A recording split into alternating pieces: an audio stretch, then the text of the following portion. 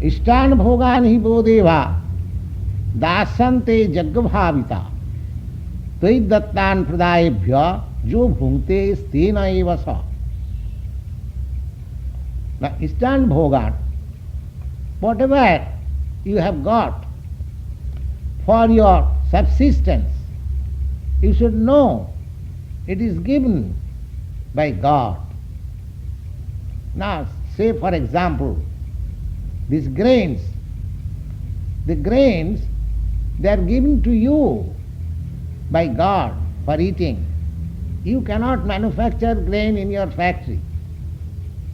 You have manufactured or set up so many factories for manufacturing tools, machinery, motor cars, and so many other things for your comfort. But there is not a single factory in the whole world which can manufacture wheats, rice, grains, or vegetables or something like that. So we should consider it that these foodstuffs which we eat daily, they are produced by God's mercy, or they are given by God. iṣṭān bhogān hi vo devā. God or God's agent, whatever it may be. Tair dattān, and if you take from, even you produce from your land, that is also God's mercy. Because for agriculture, for example, if there is no rain, you cannot produce anything. Now, rain, you have no control over rain.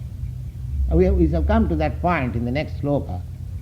But if you perform yajnas rightly, you will have sufficient rains to produce everything. Maharaj Yudhishthir's reign, his kingdom, his government was conducted in that way. Profusely, the nature was producing profusely. How profusely he was benefited by nature's gift, that is stated in the Bhagavad. I shall recite that verse before you and explain to you next. So, iṣṭān bhogān devā dāsyante yajña-bhāvitāḥ. If you perform this sacrifice, then your necessities will be supplied profusely by the agents of the Supreme Lord. Remind that always, that we are not going to be idle. We shall go on with our work as we are doing. But at the same time, we must perform yajnas or sacrifice for the Supreme.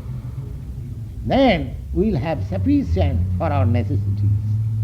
And now, after having sufficient of our necessities, if we don't acknowledge or don't give the taxes or obligation, feel our obligation, then he said, tair dattān apradāyaibhyo. Now God or God's agent is supplying so many things, and if you do not acknowledge or repay by sacrifice, then what is your position? Jo bhuṅkte, one who enjoys, stena eva sa. He is a thief. He is a thief, therefore punishable. As a thief is punishable by the state law, similarly, one who takes advantage of these natural facilities and do not acknowledge it and do not offer sacrifice to the Supreme, then he is considered to be a thief. It is said in the Bhagavad Gita. Stena eva. The yajñā-sino santya muchyante sarvakilmasi. So, we are becoming debtors and debtors life after life in this way. And the only way to liquidate our so many debts is to perform yajna.